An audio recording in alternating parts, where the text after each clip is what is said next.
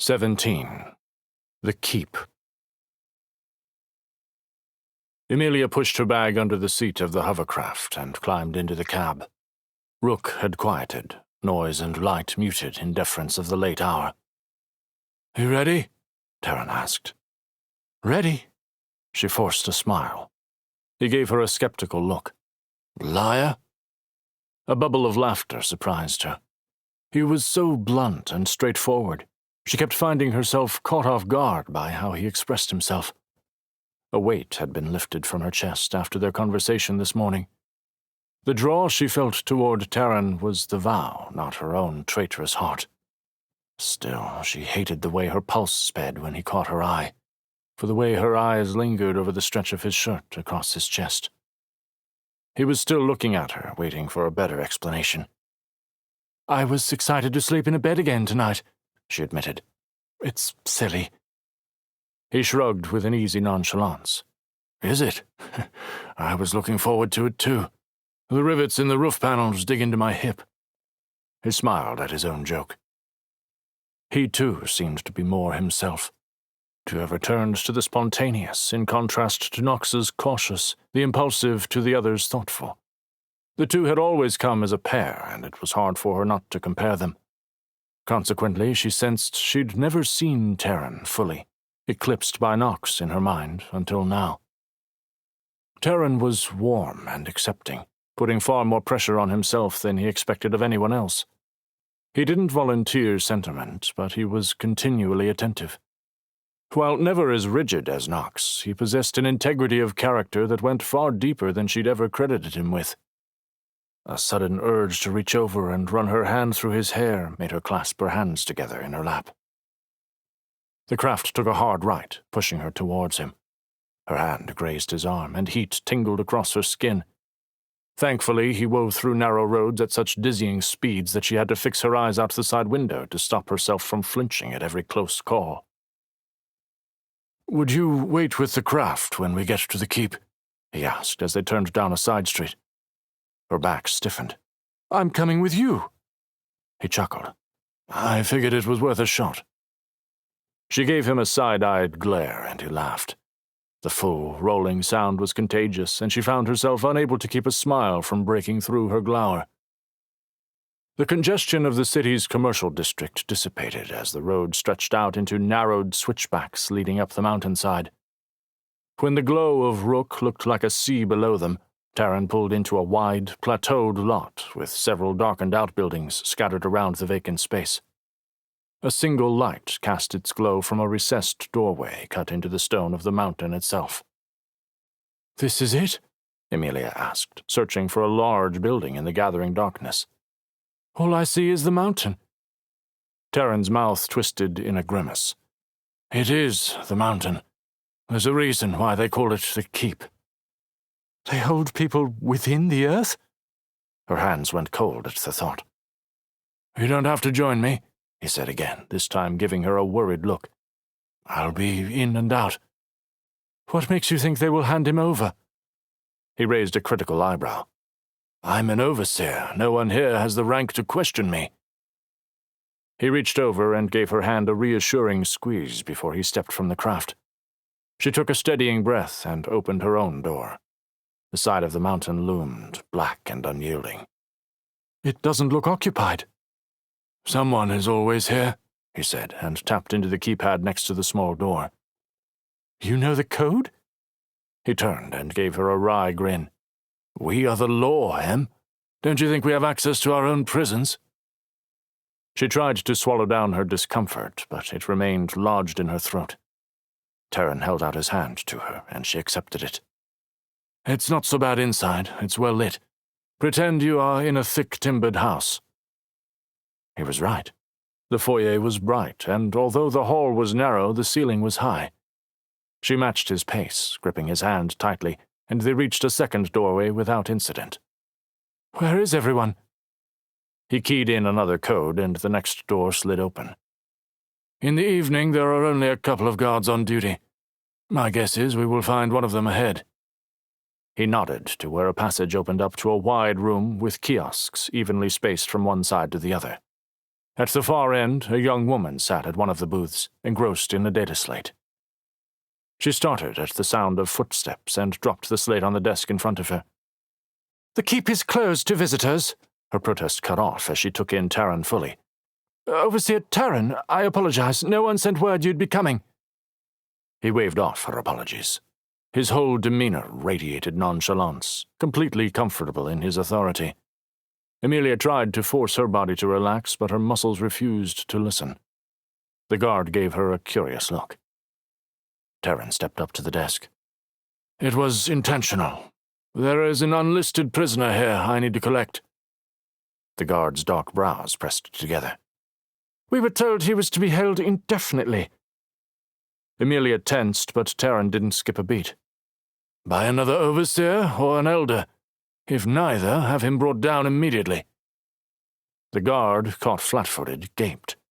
Nothing about Taryn appeared overtly threatening.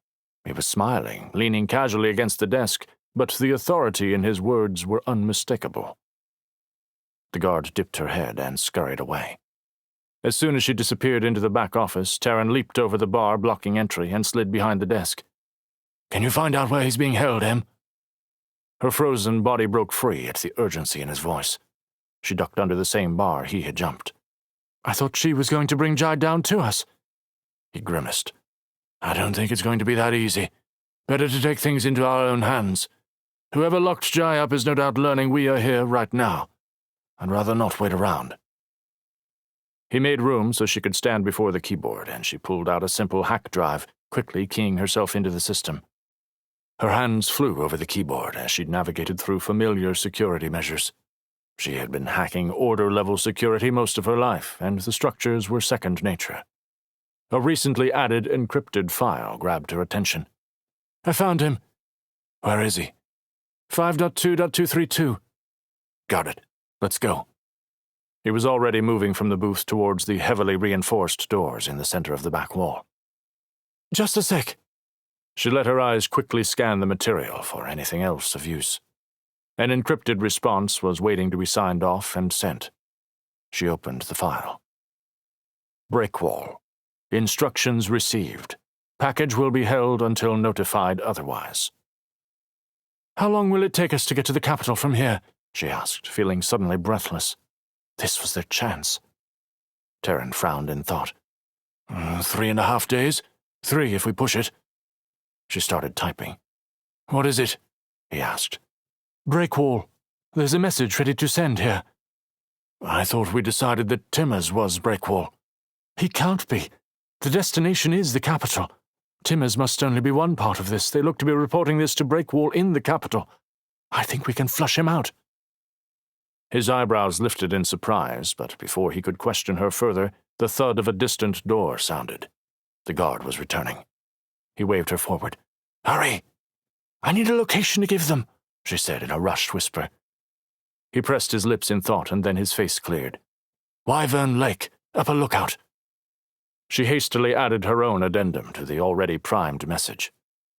"Sending contact. Urgent. Meet them at moonrise, Wyvern Lake, Upper Lookout in 3 days."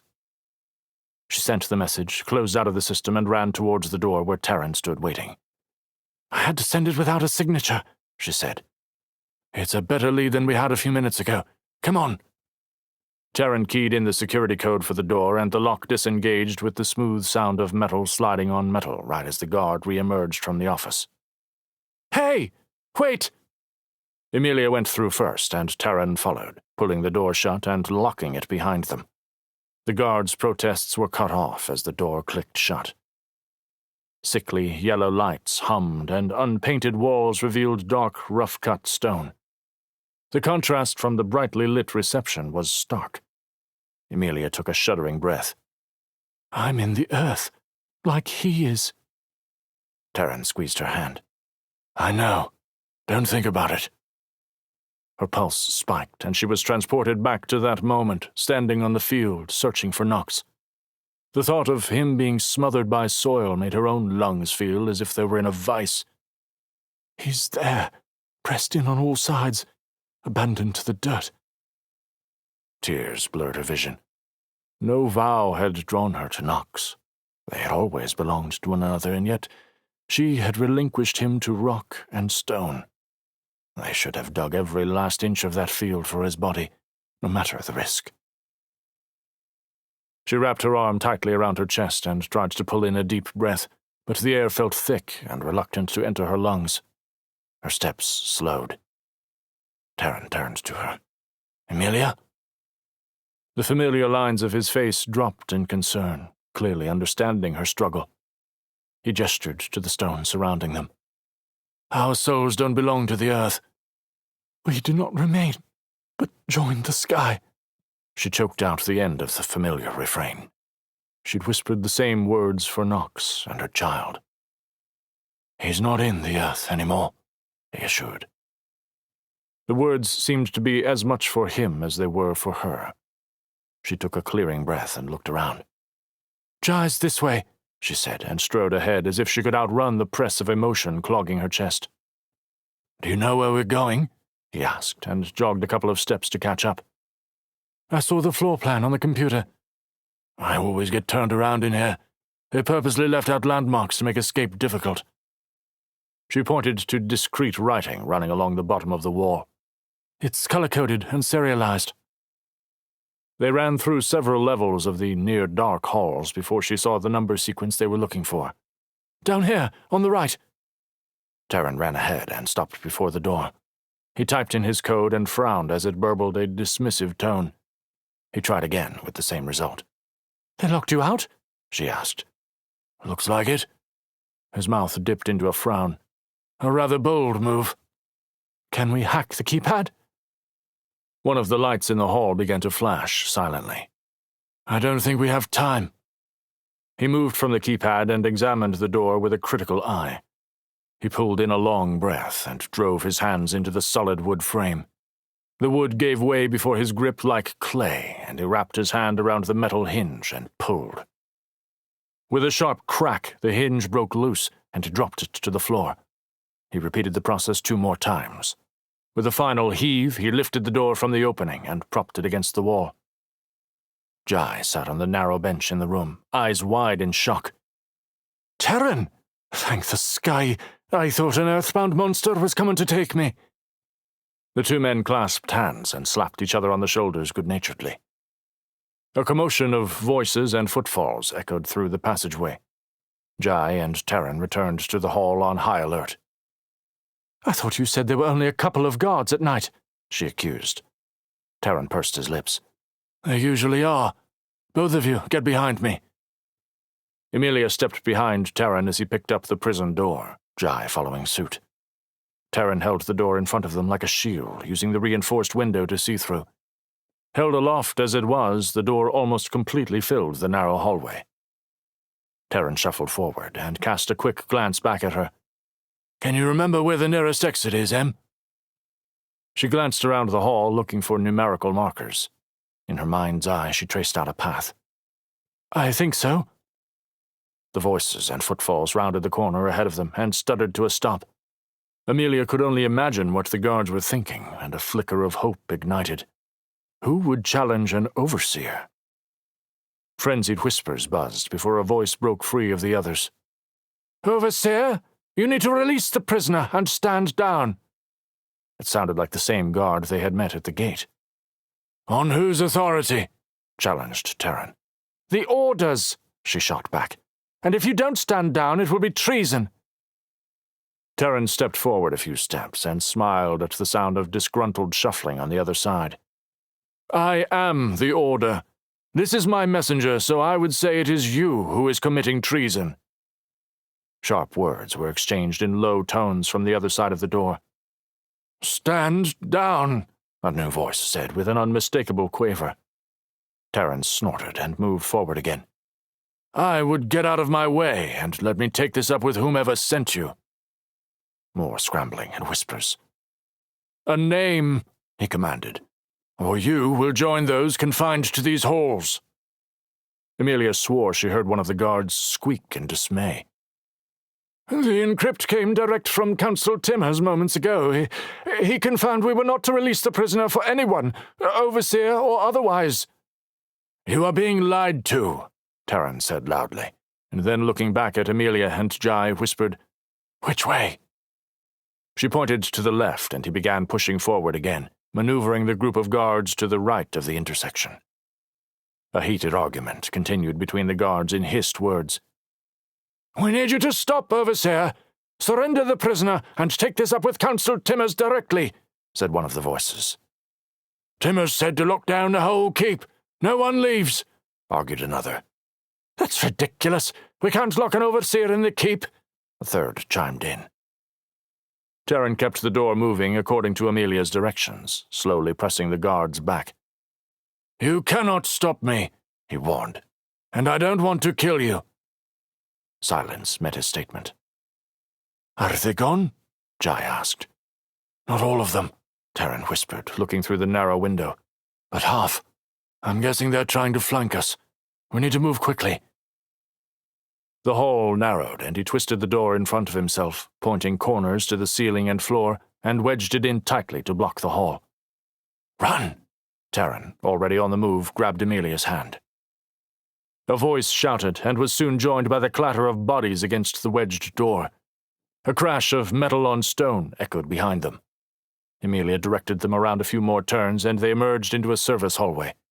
Terran took the lead as she lost her serial points of reference. They reached a narrow door and tumbled through it into the entrance hall behind the kiosks. The exit was blocked by a dozen guards standing with weapons drawn, and an oily-looking man in overly opulent clothing standing in front of them with arms crossed. His appearance struck Amelia as particularly odd. It was the middle of the night, and he stood dressed as if he were meeting the elders themselves. "Overseer Terran," he said in a lofty tone that didn't match his nasally voice and held the hint of an unfamiliar accent. "Stand down!" Terran stepped protectively in front of Amelia, and Jai joined him. "Council Timmers, I assume." "I am. And you, Overseer, are committing treason." Terran snorted and strode forward, closing the distance between them with his long strides. Timmers held his ground, silvery blue eyes narrowing. Several of the guards behind him shifted nervously. Terran didn't stop until he stood so close to the council that his broad back blocked the man from Amelia's view. Jai covered a chuckle by coughing. Amelia glanced at the messenger. He didn't look to be feeling any of the tension she was, and stood grinning at the unfolding scene. "You are on dangerous ground, Council," Terran said. His tone held the cool detachment she only heard when he was leaning into the full weight of his authority. "Move, or I will move you, and anyone who stands against me." Again, a ripple of unease moved through the guards. "Stand!" Timmers commanded them. "Always so arrogant, you overseers, acting like you are the only one the world answers to." Amelia frowned and glanced toward Jai. Shock at the council's brazen words was mirrored on the messenger's face, all laughter forgotten. Timmer's arm flicked up, and Terran instinctively shifted to the side. A glint of silver shot past where he'd been standing. Almost at the same moment, Jai grunted and stumbled back a few steps. Stunned, Amelia stared at the narrow dart sticking through Jai's left side. He reached to pull it out, but she stopped him with a quick hand. "Leave it." Blood leaked between her fingers as she tried to keep pressure against the wound and hazarded a glance toward Terran. Timmers was already downed, laying unnaturally still. Terran pulled off a bracer with a built-in crossbow from the man's forearm with a look of deadly rage. He stared at the guards in challenge, but none approached, and instead lowered their weapons in deference. Amelia returned her attention to Jai and took a closer look at the wound. Thank the skies! It looked to have embedded itself in his right side, but shallow enough to have missed his kidney. "Terran?" she called. His head snapped toward her, and rage dissolved into concern. He stepped over Timmers and rushed back to her side. "How bad is it?" "I'll be fine," grunted Jai. Terran waited for her response. She chewed at her lower lip in thought before answering. "I don't want to pull it out in case we nick something vital. Can we get him out of here?" The moment of paralysis passed, and she snapped into action. "Grab me some cloth or fabric of some sort." Jai took a steadying breath, looking pale. She shrugged herself under his arm. Lean into me if you need to. It's going to be okay. Jai gave her a weak smile. I'll be fine. But she felt his weight lean into her regardless. Terran returned with a long silk scarf, no doubt removed from Timur's. Terran took over steadying the messenger, freeing Emilia to work.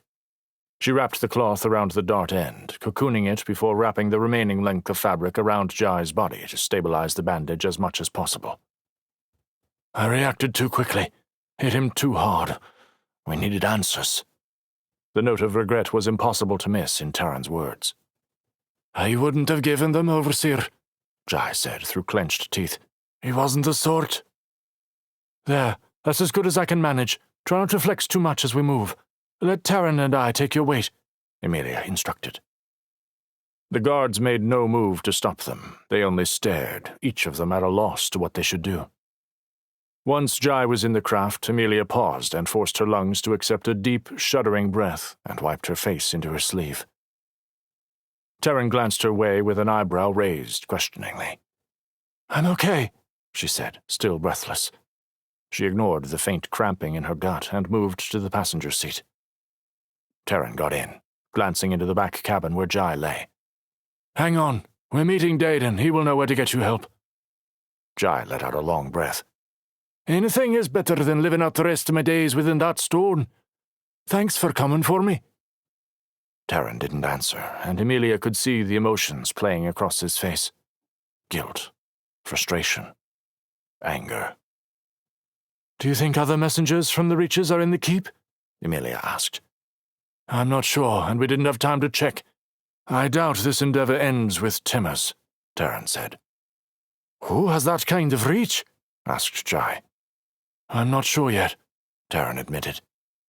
I suppose I'm going to need to lay low until you do, Jai said. Emilia gave him a sympathetic look. The plan was for you to return to Rickon.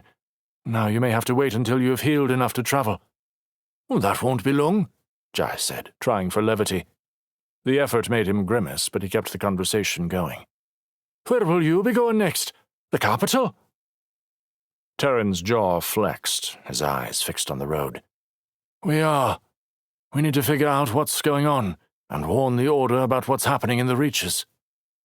Jai cleared his throat. We? Emilia and I, Terran clarified. Jai swallowed. Right, of course. Terran broke the tension and returned to business. There are a few things I need you to pass on to the Rickon Council.